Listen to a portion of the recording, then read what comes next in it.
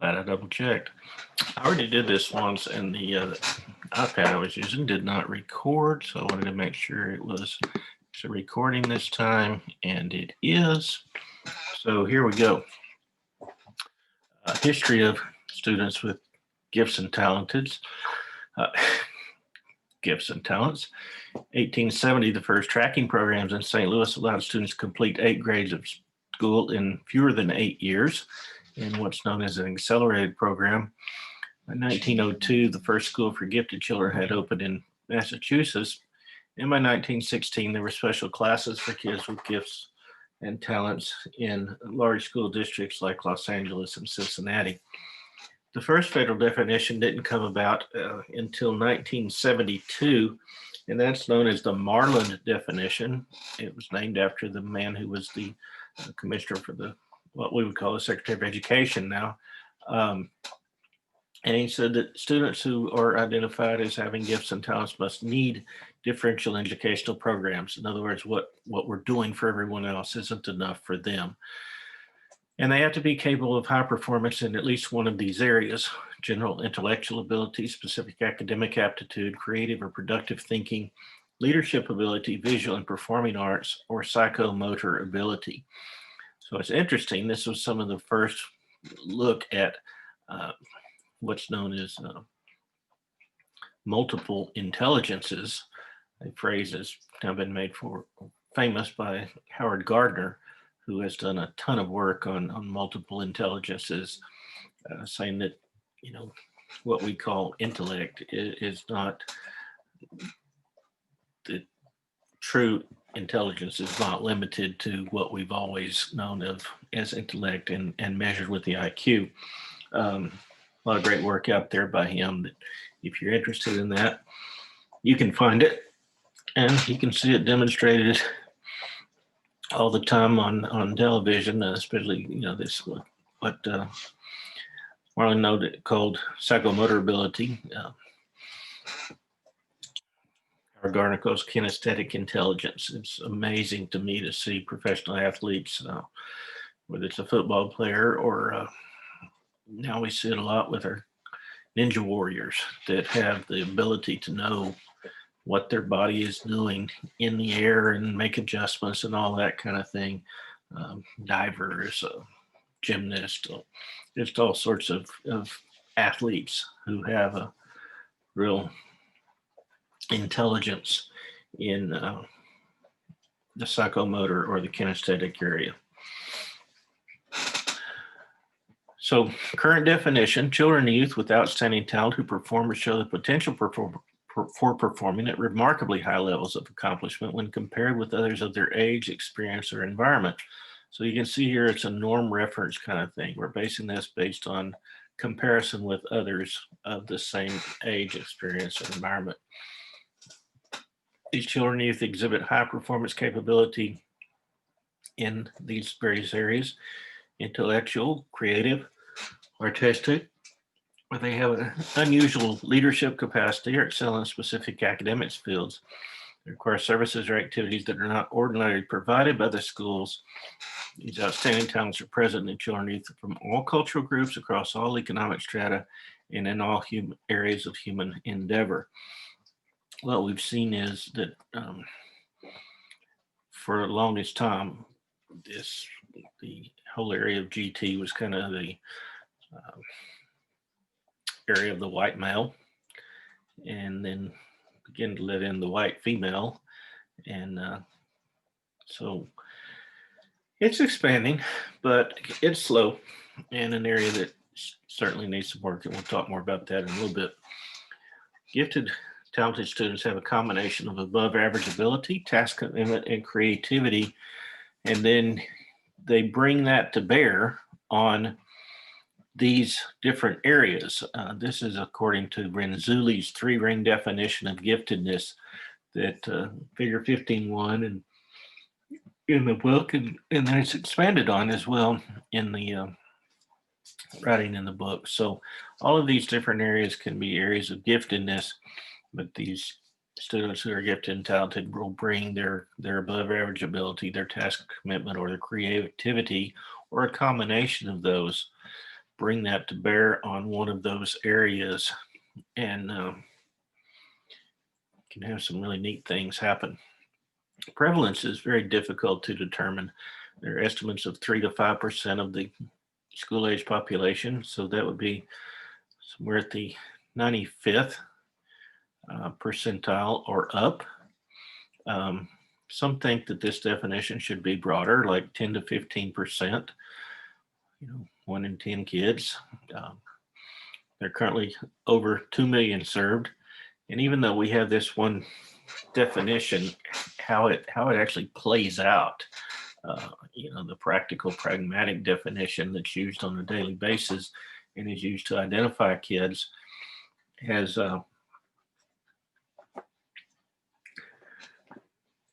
has a lot of differences between across states, but also across districts.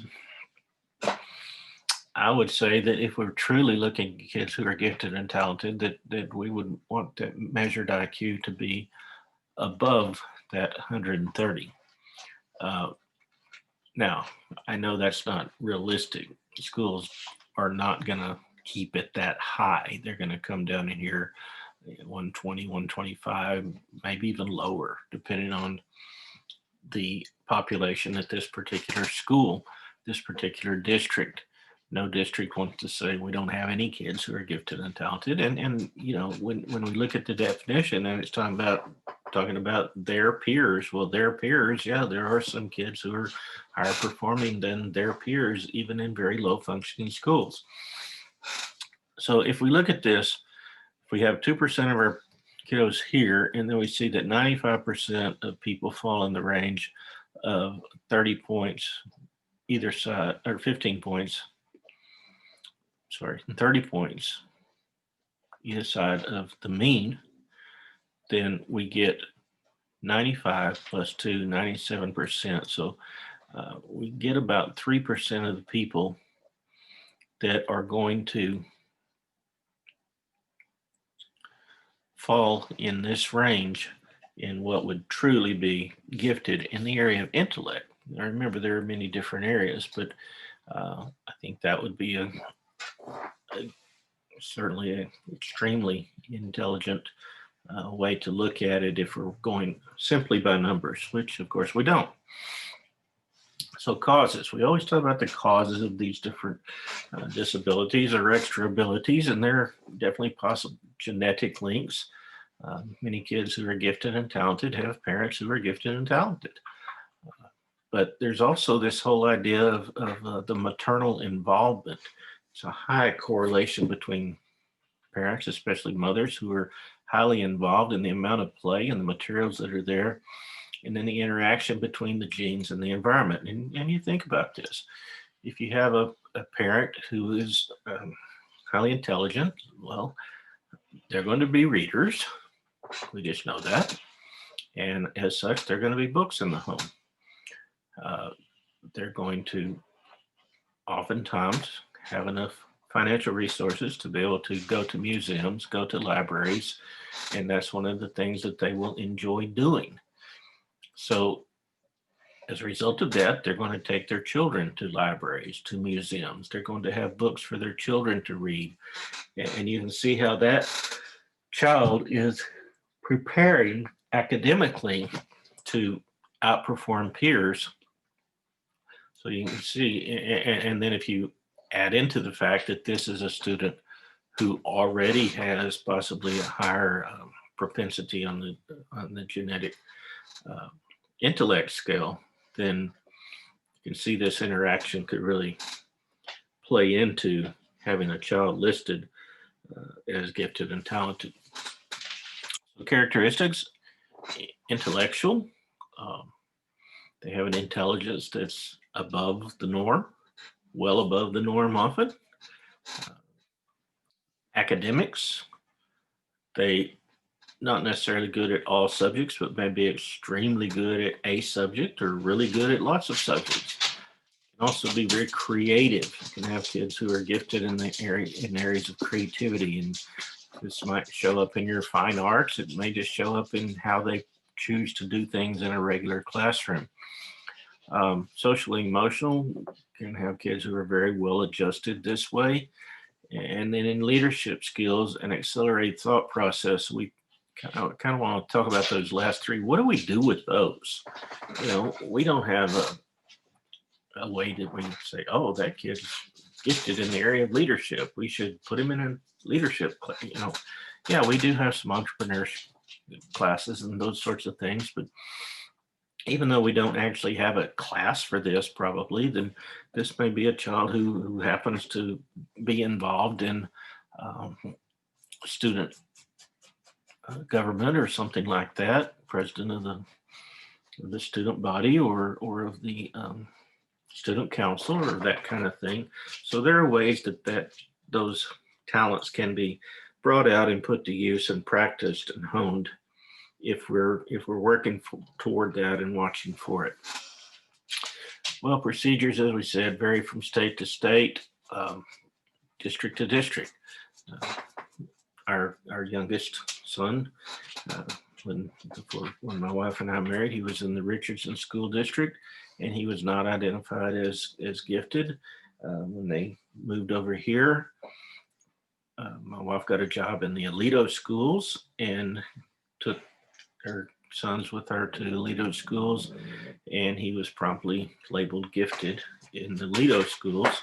And then they later changed to the Fort Worth schools where he still was gifted. So we have 5 kids between us, and all of them at some point carried this gifted talented label, which means they're all weird, just in different ways. So IQ is primarily used, as we looked at on the intelligence scale and the normal curve a while ago. Teacher nominations, it talks about peer nominations. I've never actually been in a district that did much with that, but not a bad idea. Our really smart kids can help find other really smart kids. They're once they've kind of been identified, then there are rating skills and checklists that can help decide that whether they truly are gifted or not, or just maybe skilled or practiced in a certain area, but that's not really giftedness. There are achievement tests, creativity tests, and we'll talk about some alternative assessments later on. So before a kid gets to school, how are preschoolers identified as gifted and talented? Well, often by parents. And of course, everybody's first child is the smartest kid that was ever born. We know that, but truly when we start looking at it, kids, when a parent starts to realize, wow, this kid really is doing things that other kids their age are not doing, then that can be something to look at. My oldest daughter, at the age of about 8 months, was putting words together, making phrases. Very strange. So we knew something different, something special was going on with her. And then my youngest daughter taught herself to read by the age of 3 by playing with a computer program on a Mac. She would waddle up to the mouse and stand there at the desk and play this. I don't remember what the program was, but she played it enough that she actually could learn to read. And so we'll talk about some of the challenges by the time she got to kindergarten, having been reading for 2 years by the time she got there. So anyway, moving on, they may demonstrate an advanced vocabulary. In fact, vocabulary is the #1 correlate with IQ. My wife is a diagnostician who runs the educational diagnostician program for Tarleton, training educational diagnosticians, and she will tell you that this correlation between vocabulary and intelligence is so high that she can meet and talk to you for about 5 minutes, and she can pin your IQ to about plus or minus 3 points. So if you ever meet my wife, just be aware she knows your IQ. They can also have extreme alertness. A lot of times we think of preschoolers as kind of in their own little world, but some are not. Some are extremely alert, and that may be a sign of a gift or a talent in a particular area. So have this area of excellent memory. Some of the memory abilities of kids who are gifted and talented are just unbelievable. I knew a young man who, in middle school, I think it was, he had a math teacher that had put pi, 3.14 all around the classroom, to the point that, when he was bored in school, he would go and, or he would sit there in that math class and read. So he has now memorized, he's in his 30s now, and he can quote pi out to the 100th place past the decimal. So they have excellent memory, but what good is it doing them? Another one of our sons has a superior memory, and he uses it to win trivia contests, So can also be a high degree of creativity that can be identifier for preschool age kiddos. Once they get into school, it's normally teachers who are going to identify them. This is often done by seeing how well they achieve on academic type tests, especially standardized tests. I've got some young men that we had our benchmark a few weeks ago, and got some young men, young ladies who already have scored 100 on the benchmark given in October that's supposed to be measuring what they're going to have when we get to the end of the year. So those sorts of things can cue you in, give you a clue that they are gifted. There's the ability to do peer nominations and ratings. Again, I haven't seen that used, but does make some sense. And then these alternative assessments that we're getting to here in a little bit. So who is underrepresented? Well, underachievers. Yeah, you might have a lot of horsepower in that brain, but if you don't use it, if you're not working with it, if you're always kind of throttled back, then your giftedness is not going to show. Students with disabilities. I have a young man who has an identified disability. He's also identified as gifted. He's also the highest scoring kid that I have this year. Of the 130 or however many I'm working with, he's tops. So that is a real possibility. But we often don't look in our students who have disabilities as thinking, oh wow, this might also be a kid who's gifted. And we have an underrepresented group as females. Schools have in the past kind of looked at that the areas of giftedness were mostly in science and math, the boy subjects, and this whole English reading, writing thing. It's more the girl subjects, and we don't really look for it much there. That's changing, thankfully, with the whole STEM focus with science, technology, engineering, and mathematics, and how that's being marketed to both girls and boys. And then we often miss out also on our students from culturally or linguistically diverse backgrounds. You can be extremely intelligent, but if you don't have the native language of the school that you're in, it's going to be really hard to demonstrate that giftedness. So talking about my kiddo that's what they call twice exceptional. He's gifted and has a learning disability. He happens to also be Hispanic, and therefore, if he is Hispanic and he has limited English proficiency, he's going to count 4 times. In their testing, in the evaluations of our public schools, they look at the whole population, but then they look at subpops like special education, different races and ethnicities, or especially our minority races, ethnicities, and then the area of limited English proficiency. So this particular student can count for us 4 times. So that's a great kid to have. But it's also a kid that's going to hurt you a lot if he's not performing up to his ability. Here are Alternative assessments I told you we'd get to, and we're not really going to talk about them. It's all there in the book, but wanted to let you know that these were, when we talk about alternative approaches to identifying that the area of dynamic assessment, portfolio assessment, and performance assessment are ways that can be used as alternative ways to identify students as gifted or talented. So what should I do? How should I teach my gifted and talented? Well, we want to make the resources more available, more accessible to them. With many of our kids, we kind of want to hold them by the hand and guide them toward resources. With these kids, it's just, we're going to have the resources available. They'll find them if we give them time and the ability to access them. I want to look at a differentiated curriculum where we're not having to focus them and let them kind of find their area of focus within a range. There's the acceleration approach that we talked about a little bit. With the kid could do 8 grades before, in shorter than 8 years. And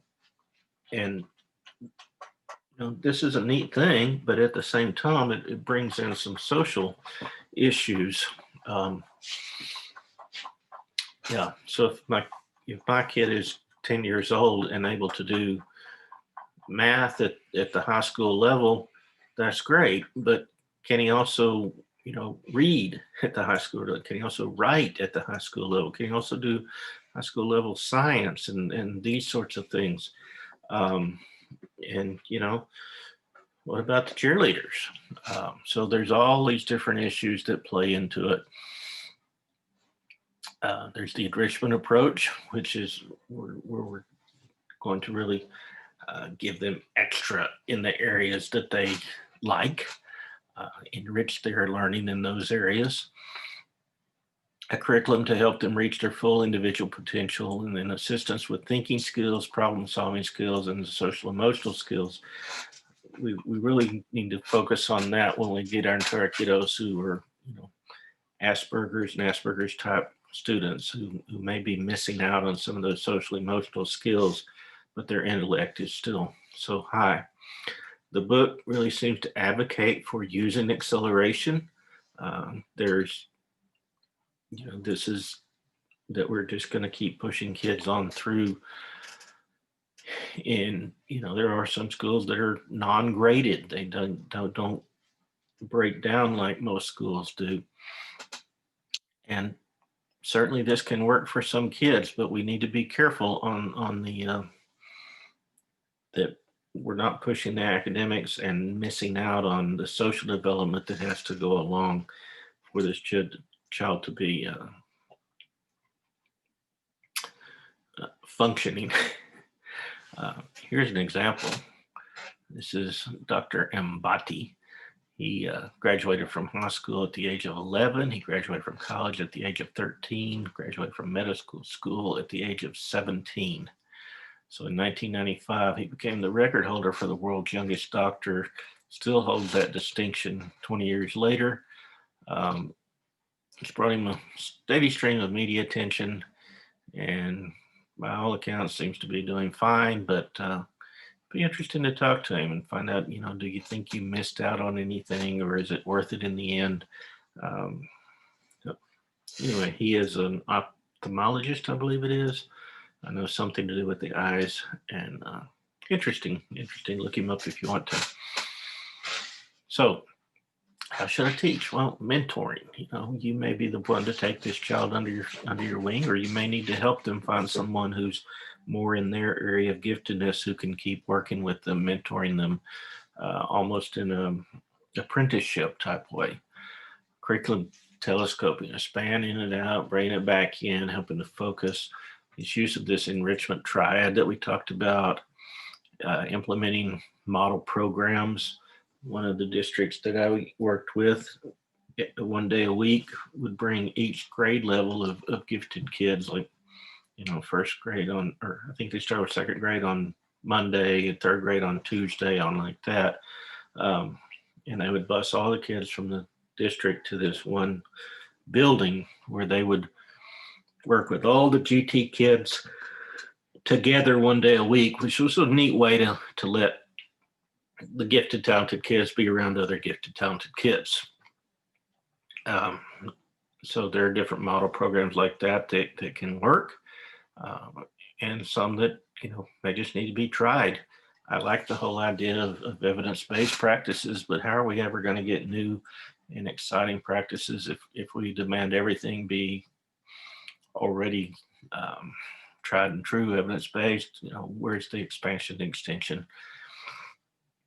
I'll jump off of that now, and we'll move on. Use of effective instructional strategies. Certainly, we want to concentrate on things that have proven effective and that do work. And then we want to make sure that our parents are on board and involved with whatever it is that we're doing. Those three of those areas that we looked at or talked about: school-wide enrichment programs, autonomous learning model, and integrated curriculum model. These are in your book and well explained there, so I won't take your time with that, but look at those and it'll give us some ideas as things that might be useful and helpful. Here's the autonomous learner model. I thought it was kind of interesting. You got these 5 aspects, and kids can work toward those different areas. So I'd look at that, figure 15 too, and so what should be considered? Historically, we've kept them in separate classrooms or separate schools, but that's not so much the case anymore. We want them to be able to have success, but we also want them to be challenged. Sometimes they can skip grades, they can enter college early, take correspondence courses, they can do courses online now, all sorts of different ways to get extra. And that can be very good. Also, some districts use this whole model of magnet schools. Fort Worth's really big into that, with each high school having its own magnet, whether it's the science and math or business trades, or what was it, Northside had the medical professions high school, and those can be really good. If you have a kid that already knows what area they want to go into. And of course, just because you go to the magnet school for health careers doesn't mean that you're going to end up being a medical doctor. But you may get enough taste of that there to realize this is not really what I want to do, or it may really turn you on to it. So it can be a neat thing to have. I would kind of like kids to have the option to, look at various different ones. And I know that's hard to do, but some of our kids, their areas of giftedness and can just be so broad that I hate to limit them. Inclusion is huge these days with special education. It's also huge in this area. We didn't really mention the fact that gifted and talented does not actually fall under special education. However, things like the Council for Exceptional Children do advocate for students because they are exceptional. They're the exception to the rule. They're outstanding, either one end or the other. And so there is a push for more money to help, and more research, all these kinds of things to help our kids who have gifts and talents. The funding usually comes through a program called JAVITZ, Kvitz. And so that you might hear that as they talk about gifted and talented monies. And think about different grouping options, like the district that brings all the gifted kids together once in a while, that kind of thing. So lots of ways that can happen. What about instructional technology? Oh, absolutely. There's so many ways. You can take courses now in anything on your computer. I've got friends who are getting advanced certifications for Microsoft and things like that, taking them on computer. You can take just about any language you want to, even if your school doesn't offer it. You can take it online through instructional technology. Consider activities that really work on acquiring and retrieving and constructing learning, and then allowing that student to be the presenter rather than the teacher spending all his time presenting and the kid just sitting there sitting and getting 90% of the time. In this way, the student is getting on his or her own and then presenting that out. But we do have to be aware of possible abuses of technology. Um, Abuses by the kids, I sit and watch every day as kids get on their Chromebooks and play games, or they're on their phone making TikTok videos in class or after class or between classes, all that kind of thing, in the bathrooms, whatever else. Um, and then we also need to be aware of possible abuses of technology on people who prey on our kids. But so we need to be aware of both ends of that, and watching for that as we take care of our kiddos. So, general education teacher, what do we do? Well, consider students from underrepresented groups. If you're part of the identifying process, and you are, um, don't leave out a kid because he's brown. Don't leave out a kid that is underrepresented. If that kid's truly gifted, watch for it. Be uh, able to identify that in different ways. Provide flexible, individualized programs. We don't want to, the whole square peg, round hole thing. We want to be more like the Fisher Price truck with all the different shapes can go in. They each have a particular spot that works for them. Allow for creativity, imagination, values. Don't be that teacher that says the tree always has to be brown and the leaves always have to be green. Sometimes I understand if that's the way it is and they need to follow the instructions. I get it. But let's have time for creativity, imagination, values. Let them demonstrate in ways that work for them.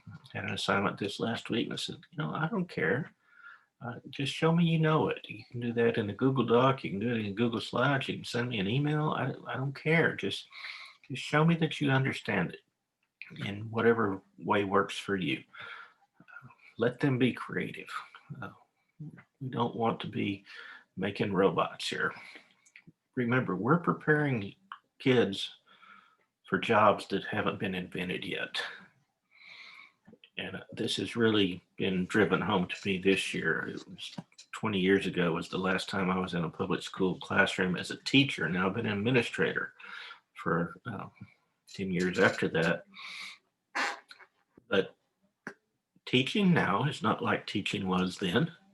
I was looking at a class this week and sitting there looking at kids. They're all wearing a mask. They're all sitting there with a Chromebook on their desk. There's not a paper, not a pencil, not a pen to be seen. We're not passing those out, so nobody gets the cooties or anything, and we're doing it. We're teaching. We're getting education done in a very, very different way. So that takes creativity, imagination, and values. Be sensitive to emotional and self-esteem issues. Yeah, there's going to be kids that call them weird because they're kind of weird. It's okay. Let them know weird's good. Allow increased preparation, planning time for creative and challenging activities. So I got a GT gate in my room. Now what? Well, work on differentiated instruction. That's where you have the basic same language, the basic same lesson, but for these kids, I'm going to have them do this activity with it. For you, you're going to go a little further with this. We're going to extend that some. And extension activities, by extension activities, I want these to be different, not just more. Oh, you're really smart. You do 3 worksheets. No. These should be different, not just more. We're real bad about piling extra work. Oh, you're so smart. You got finished with that in 3 minutes flat. Here, do another one. Here, you're going to have time for 8 more. Keep doing worksheets. No. Extra work is not the answer. We don't want to be that no good deed goes unpunished. We want to give them extension activities that are different. They're higher level thinking. They're all these, thinking of your Bloom's taxonomy and all that, and pushing that zone of proximal development as Vygotsky talks about. with our kids who are gifted and talented, we don't guide them as much as we aim them. There's all this talk about, uh, don't be the sage on the stage, be the guide on the side. Well, with these kids, the Bible talks about Psalm, proverb somewhere that having kids is like having a quiver of arrows. Well, it's so true with our kids who are gifted and talented. We kind of pull back. You're going over there, aim, go, and then let them go. They're brilliant kids. They're a lot of fun to work with. Oh yeah, they're different. They'll wear you out, but it's a great problem to have as you're trying to help this child live up to their potential when their potential in that area may be far beyond yours. So have fun with it. Don't look at it as a problem, but as a challenge and an opportunity. Speaking of opportunities, hope you have an opportunity to get some rest this week. Thanksgiving coming up, and hope you all have a great Thanksgiving. Stay well, and we'll probably just have a short video next week. If we do one at all, it'll be just kind of wrapping up things, and so watch for that. Other than that, if you need me, I'm here. Let me know, and